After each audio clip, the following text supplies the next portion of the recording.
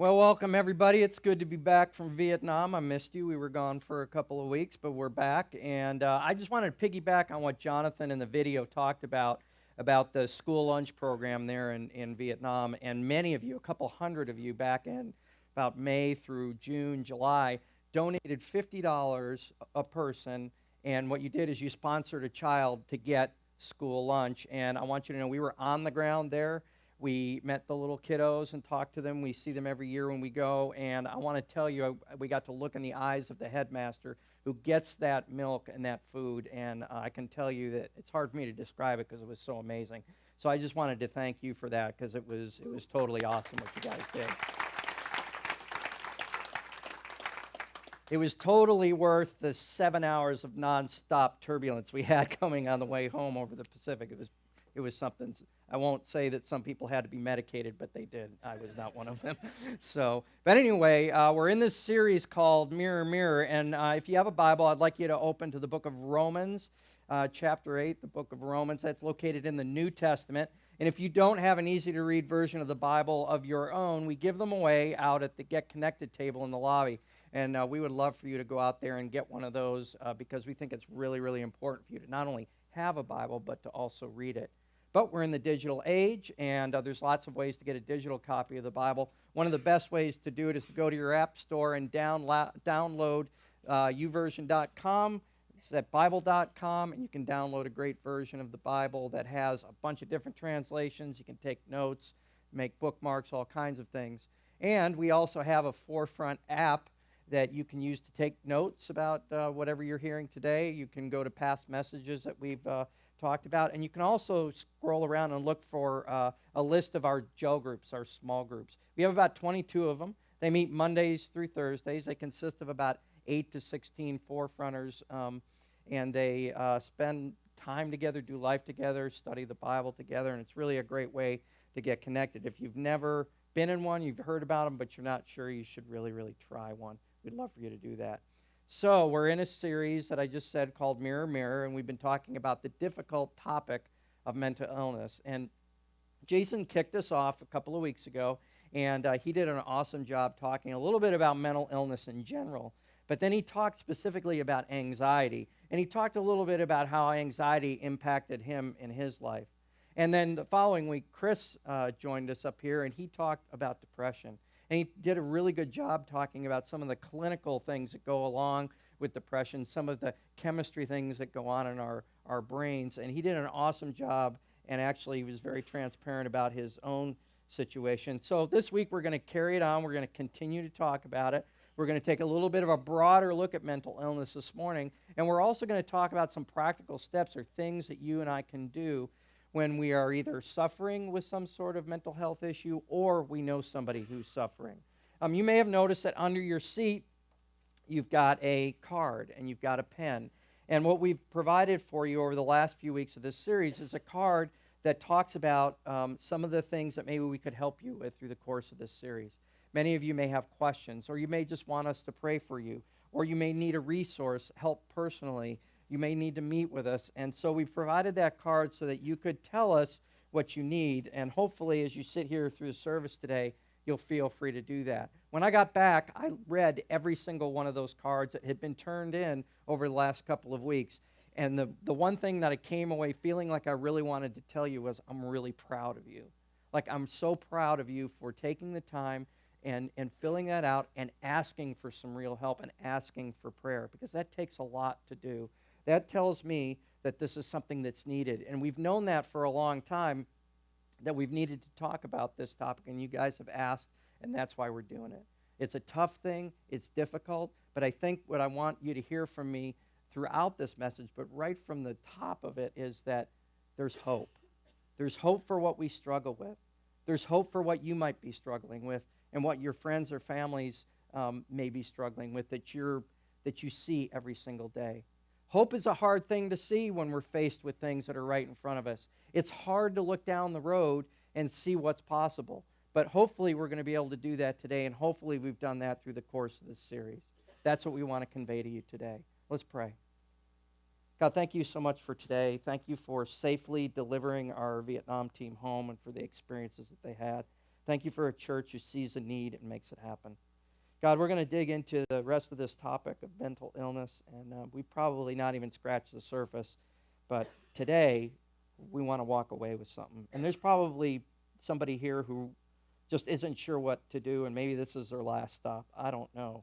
But all of us have something to learn. All of us have somebody we know who's suffering. It may even be us. So, God, whatever you need to say to each individual, God, I'm confident you're going to do that. We love you, and we know that you love us, and we pray this in your name. Amen.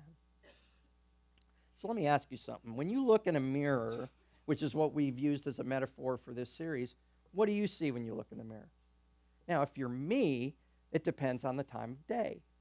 In the morning when I look in the mirror, I'm not really happy with what I see, honestly. But as I freshen up a little bit and I look back in the mirror again, I feel a little bit better. The words silver fox actually come to mind when I think of that. You know, I see that you agree. Thank you very much. So, but when we look in the mirror, seriously, what do we see? We see an outward sort of image. But we know that when we look in the mirror very seriously, we also see an inward image. We know what's going on inside of us. And we know that there's things about us that nobody else sees. Sometimes when we look in a mirror and we look deeply within the inside of who we are, sometimes we see what we've told ourselves we are. Sometimes we see what other people have said that we are. And sometimes that even includes people in society saying who and what we are. See, in mental health and mental illness, that's really the crux of the problem. There's a very large stigma associated with something that really is very serious. And what it brings about is it brings about some guilt and some shame and some real struggle. And that's what we're talking about. It brings pain. Now, we know that we don't want to be in pain. That's pretty obvious. If there's one thing that's universal to humanity is we don't want to be in pain. And that's really what we've been struggling with since the very beginning of time. If you go back to the book of Genesis and you read what was going on there, everything was really awesome.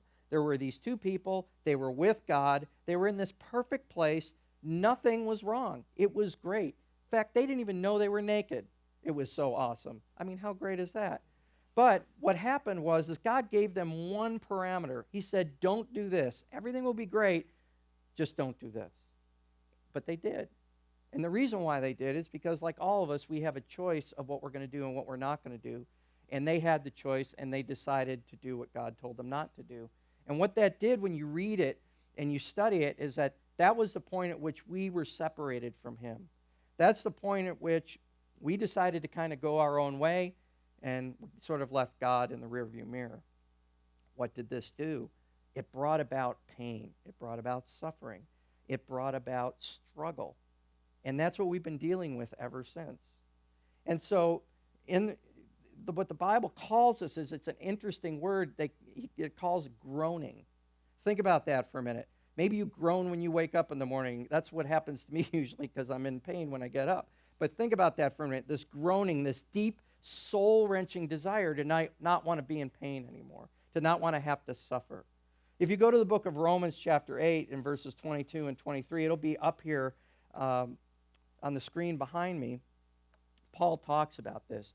Now, a little interesting about Paul is Paul was a great storyteller, and Paul always talked about life as kind of a journey and where we're going, that we started here and we get to here, and he always talks about it in terms of God and our relationship with God and what happens at the beginning and how we move through things and arrive at the destiny of eternity. And here in Romans chapter 8, he says, we know that the whole creation has been groaning as in the pains of childbirth right up to the present time. Not only so, but we ourselves who have the first fruits of the Spirit groan inwardly as we wait eagerly for our adoption to sonship, the redemption of our bodies.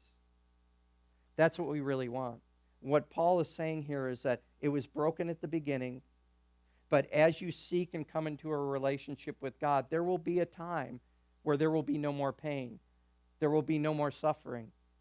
And that's very, very hopeful. And that's what we're digging into today, because mental illness, mental health problems are scary.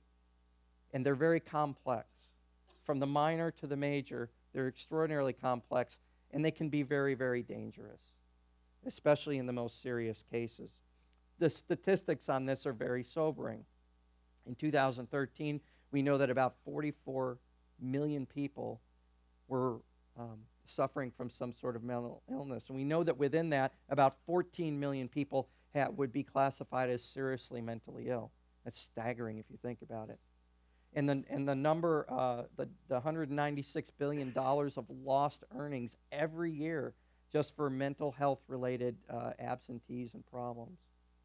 What's even a little bit more alarming is that if of the people that are diagnosed with mental illness in adults, about only 41% actually go and seek some sort of treatment for that. And what mental illness and mental health issues cause also is they cause very preventable illnesses, but yet they become chronic because people don't go and they don't get help that they need. So what we're going to talk about today is we're going to talk about the sufferer, and we're going to talk about the people that we know that are suffering and our response to that and what we can do.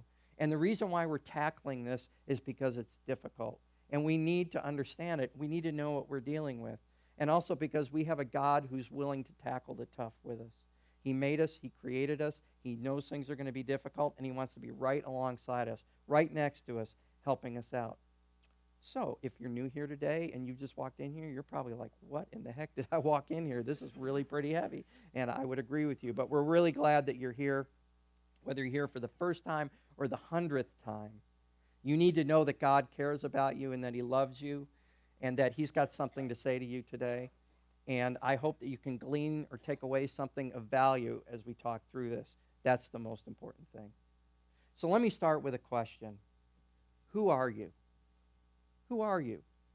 Going back to that whole mirror analogy, when you look in the mirror, a lot of times we label ourselves by who we are: father, daughter, son, parent, Cowboys fan. Oof, I don't know why. I will pray for you. So. But we label ourselves. Sometimes we label ourselves by what we see. So if I were to sit down and ask you, who are you? You might say hopeless. You might say worthless. You might say angry. You might say a victim of abuse or trauma. You might say all those things, but God has something different, he says, about you. He says that we're his, that our identity is formed in him. And I know that's a hard thing to perceive or think about, perhaps, if you're not really sure whether God exists. It's hard to think of him forming our identity when we don't even know whether he is who he says he is. And I would say this even for the person who would consider themselves a believer. Like, you might even think, yeah, I'm sure he forms my identity, but that is all you really think about it, and you sort of move on. But even for the most skeptical, could you imagine the possibility of some supernatural God in charge of everything that cares about you and wants your identity in him? Here's what you need to know that I want you to take away from this message today, is that I want you to hear what you're not. You are not your illness. You are not depression. You're not anxiety, any more than you would be cancer or any more than you would be heart disease. You are God's, and that's the starting point. In fact, what I want you to take away is this. If you take away nothing else, here's what I want you to remember. God's mirror reflects him and you, not your illness and not your issue. I want you to remember that. God's mirror reflects him and you, not a label, not an issue, not an illness. But we know that mental illness causes problems, that it's illness, it's pain.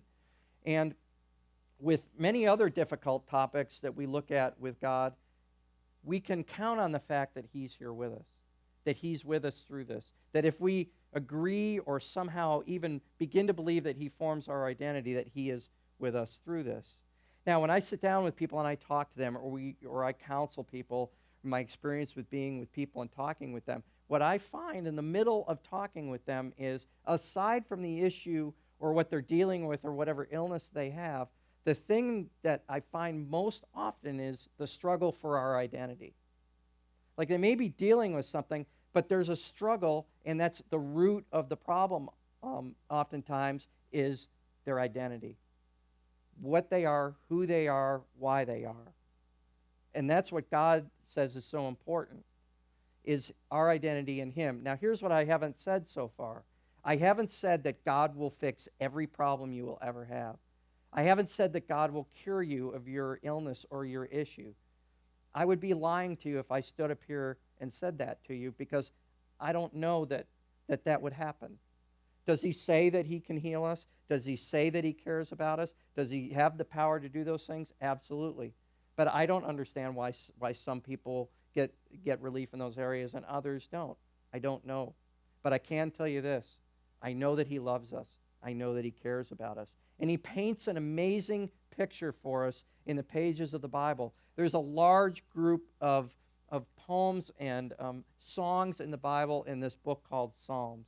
And in Psalms, we read about the human condition. We read about everything from depression to happiness to death to life to questions of what am I here for? What do I do? How do I connect with God? God, you're my refuge. You're my rock. You're everything. And in Psalm 139, we get the most beautiful picture of how God feels about us. In the first 18 verses of Psalm 139, the writer tells us exactly where our identity is and what God thinks about us. And I'm going to read some of these to you, and I'm not going to put them on the screen on purpose because I want you to just think about what you're hearing. Maybe you want to close your eyes and just sort of meditate on what you're hearing, because it's the most important thing that we're going to talk about here. Psalm 139, verses 1 through 3. You have searched me, Lord, and you know me. You know when I sit and when I rise. You perceive my thoughts from afar. You discern my going out and my lying down. You are familiar with all my ways. If I rise on the wings of the dawn, if I settle on the far side of the sea, even there your hand will guide me. Your right hand will hold me fast. Verses 13 and 14, for you created my inmost being. You knit me together in my mother's womb. I praise you because I am fearfully and wonderfully made. And verses 16 and 17, your eyes saw my unformed body. All the days ordained for me were written in your book before one of them came to be. How precious to me are your thoughts, God. Imagine that. Think about that. He says, you, I love you. God tells us that he knows us, that he knows our ways. He guides us. He holds us. He created us. He thinks of us. Even in suffering, this happens. God is with us, walking through it with us. So that's really good to know. There's our identity. That's a starting point. Because we know with something as serious as mental illness, we're dealing with something very difficult. You know, there are tons of mental illnesses, different types of disorders, things that people deal with. This is not easy. You know, there's many forms of cancer, and cancer does some very tricky things. You can think you have it taken care of in one part of your body, or the cancer that you were diagnosed isn't even there, it's somewhere else. It's the same thing with mental illness. There are so many things that people deal with, and we have to understand what we're talking about. There are mental disorders that impact the chemicals that are in our brains. That's something that Chris talked about last week. And when those levels of chemistry in our brain gets off, it causes problems. It causes illness. There are things that play with our emotions that cause us to lose control, self-control, unable to maintain our ability to not be angry, or just our emotional well-being in general. There's things that happen when we've experienced trauma. Post-traumatic stress disorder is a huge problem. It gets a lot of news because of our veterans that have come home that have had terrible things happen to them in battle. But you know what? PTSD is found in children that have had things happen to them, or victims of any sort of violent crime can suffer from PTSD. It's huge. There are disorders having to do with addiction, things that happen to us that either we've decided to try and medicate to keep from hurting, or we're addicted in general, that substance abuse is a huge problem. There is a whole list of disorders having to do with people who are psychotic. Some of the most dangerous things that are out there. There's depression, there's anxiety. It's a large list. And it's almost overwhelming when you look at it. But if we were looking at what some people might say, a regular sort of illness like a cancer or a heart disease or a diabetes or something like that, if you were to identify something that was wrong with you, the very first thing that you would do is you would seek to understand what you're dealing with. And you might even talk to your friends about what to do. You may even ask them for a doctor's recommendation. If we knew that our son or our daughter or our wife or one of our friends was ill with something, we would get to know what that was. We would want to figure it out so that we could help them. And we would put our ear to the ground and listen that for people that we know that might have a doctor recommendation or something like that. And that's what we need to do with somebody who's struggling in this area. We have to be real willing to tear this apart and figure out what it is and take the same approach to it that we would take with any other illness. And what we're doing here is we're looking in the mirror, and we need to look in the mirror and get a different image. This is why the identity piece of being formed by God is so important, that if you can stand on that rock-solid foundation of what he's saying to you and about you, you're no longer what you've said about yourself. Going back to what we said earlier, you're not your illness. You're not hopeless. You're not angry. You know, those things may play a part in your life, but they aren't the center of who you are. Once you can get the center of who you are and you can start to see forward, it's a whole lot easier to start seeing a pathway. That's what we need. We need a pathway. In medical terms, they would call it a protocol. We need a list of things that we can do to move forward. We might even be able to obtain a cure. We might even get to the point where we're no longer dealing with whatever mental health situation we're dealing with. Imagine that. And if we couldn't, maybe we would at least be open and be able to see some healthy coping mechanisms and strategies out there, because there are so many. There is a huge amount of information now on different therapies and things like that that can help people out. And they work. But we have to be able to see them.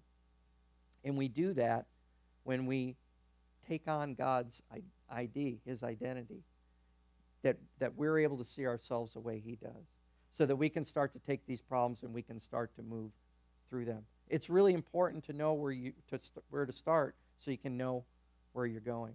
And I think this kind of idea here brings a whole lot of hope. If you can start to figure out what's going on, and you've got a God who loves you so much who's right next to you, I find that to be very, very hopeful. But here's what we do. We want to take care of it ourselves. When I sit down and I talk with people, or you talk to mental health professionals, what they hear often is a person's desire to want to handle it themselves, because they have shame and they have guilt, and in some cases they have embarrassment about what they're dealing with. So when you start to talk with somebody, they will minimize what's going on, or they might even deny it. Let's face it, there's a couple different kinds of people in here. There's really only two. Those who suffer with some sort of mental issue, and those that know somebody. And I'm sure if you've been an adult for longer than 5 minutes, you've probably dealt with somebody that's in denial or is trying to minimize what's going on. It's like trying to tell a middle schooler to take a shower, right? I mean, think about it. They are in complete denial that they stink, and you have to tell them, right? But seriously, think about this for a minute. You sit and you talk with somebody, and there's a reason why we minimize, and it's a reason why we deny, and we all do it. It's because we don't want to suffer with it anymore.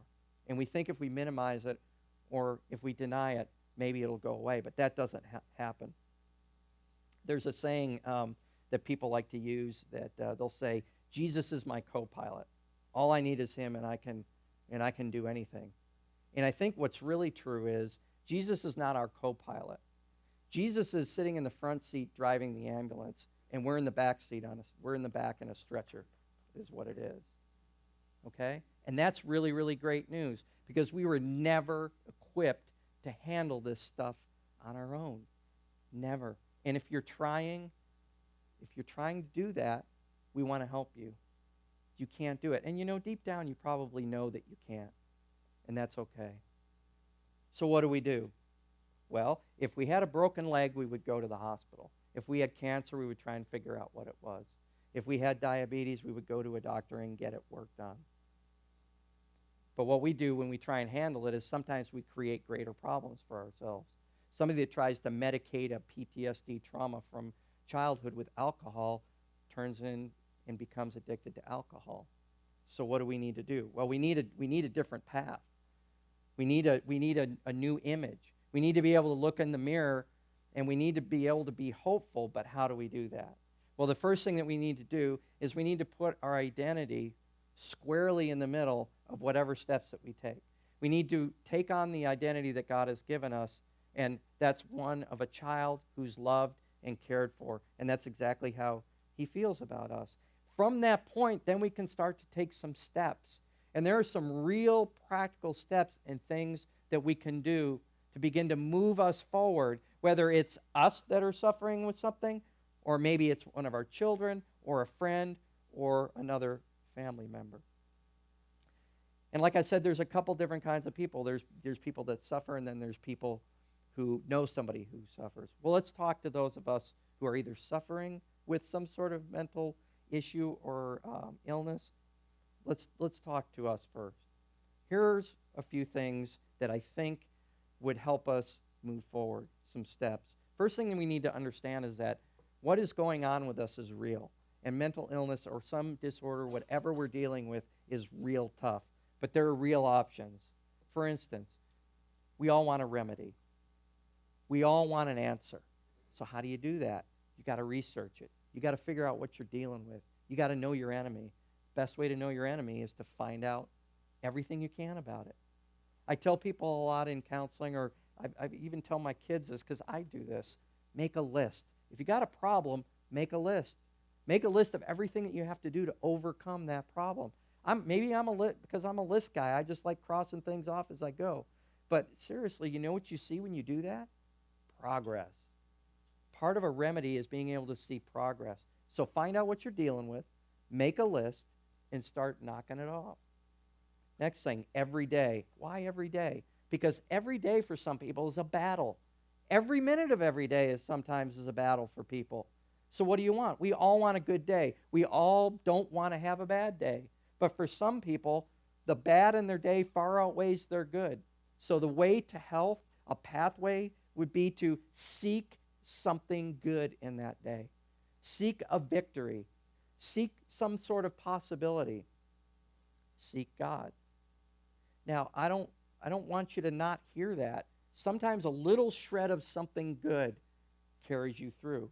And you start to make a habit of waking up each morning going, instead of saying, I've got this thing, I'm going to battle again today, I want you to reframe this, or I want you to change the way you think about it, and think about it as, today's an opportunity, I may have it rough, but I'm going to find something out of this day to build on for the next.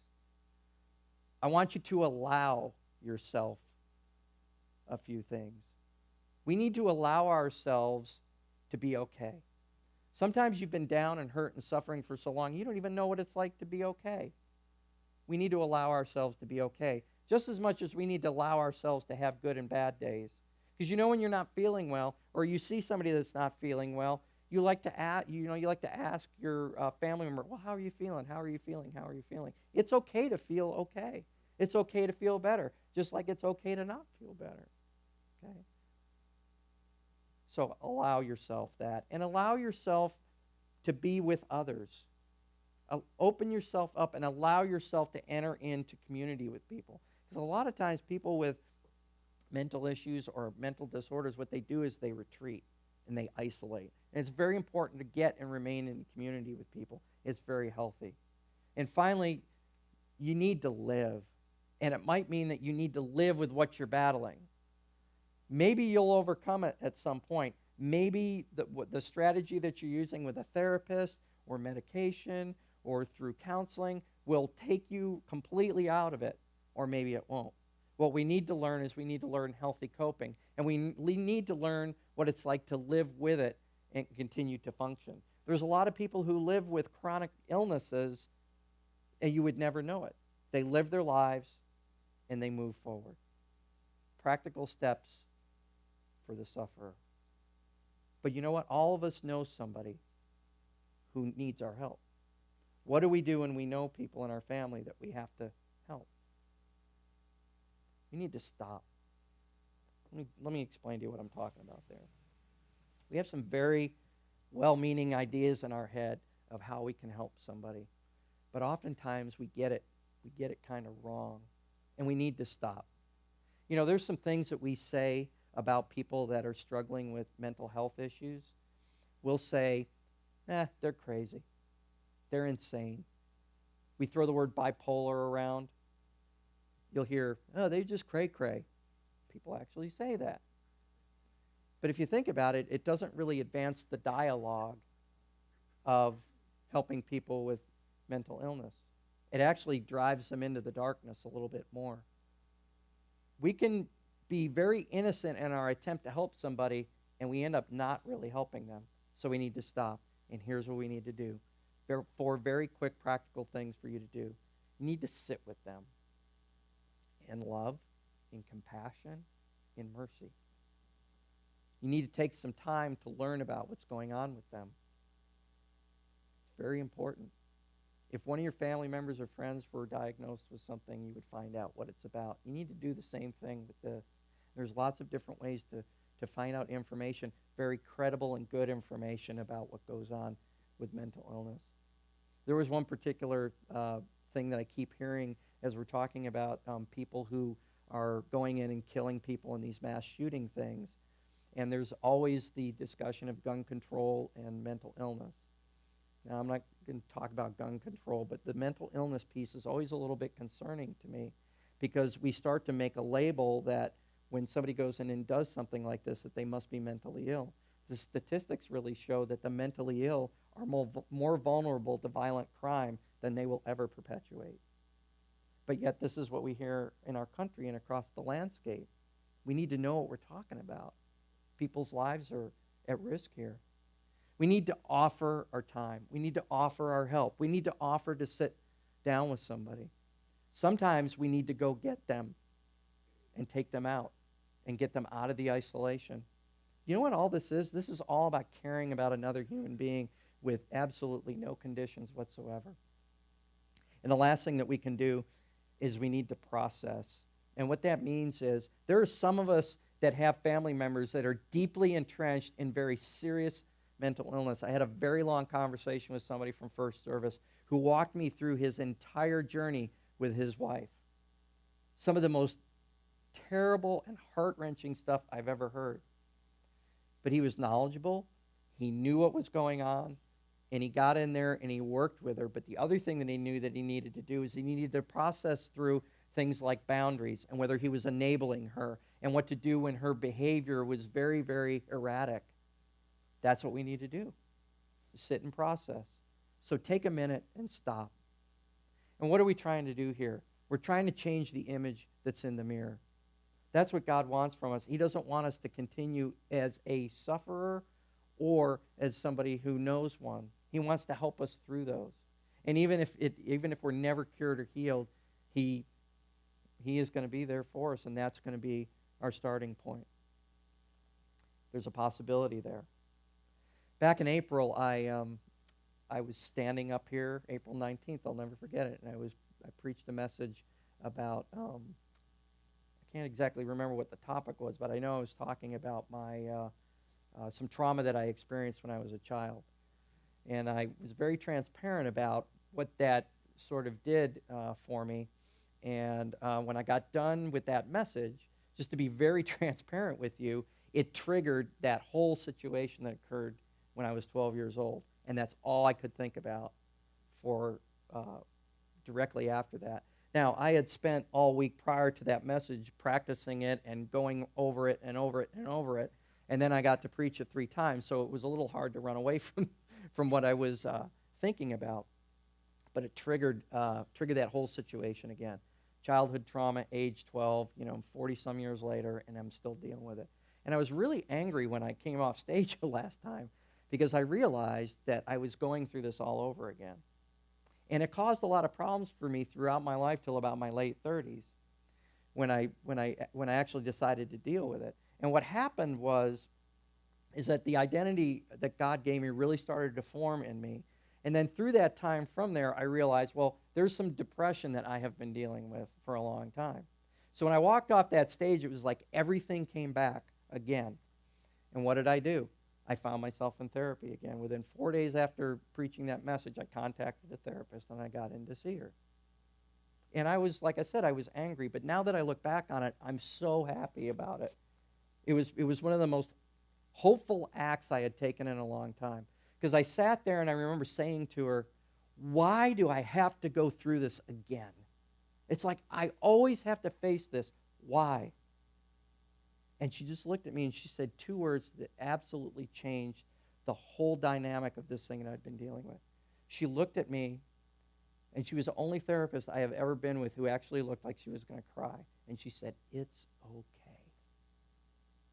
Nobody ever said that to me. When I was a little boy and I needed somebody to tell me it was okay, nobody was there to do that. And you know what was okay? It was okay that I was angry. It was okay that I felt guilty about being angry. It was okay that I was angry that I had to come up and share this story. And I know it was important, and I'm fine sharing it, but it wasn't easy. But it was okay. Finally, it was okay. And I came so far from that since that point. I'm really glad that I got to share that because it put me in a position to be able to hear what I needed to hear. My identity is clearly what God says it is, and it's okay. And you know what I want to tell you? It's okay. Whether you have shame or guilt or you feel like there's a stigma, it's okay. It's not your fault. It never was. But we can sit here together as a family and we can talk about this because there's things that we can do. God loves us and he cares about us. So let's do this thing together. There's an amazing verse in Psalms, Psalm 34:18. And basically what it says is, God is near to those who are crushed in spirit. Imagine that, God near you in your most vulnerable and difficult time. And it says that he saves us. He's near us, and he saves us. What could be better? It's okay. Let's pray.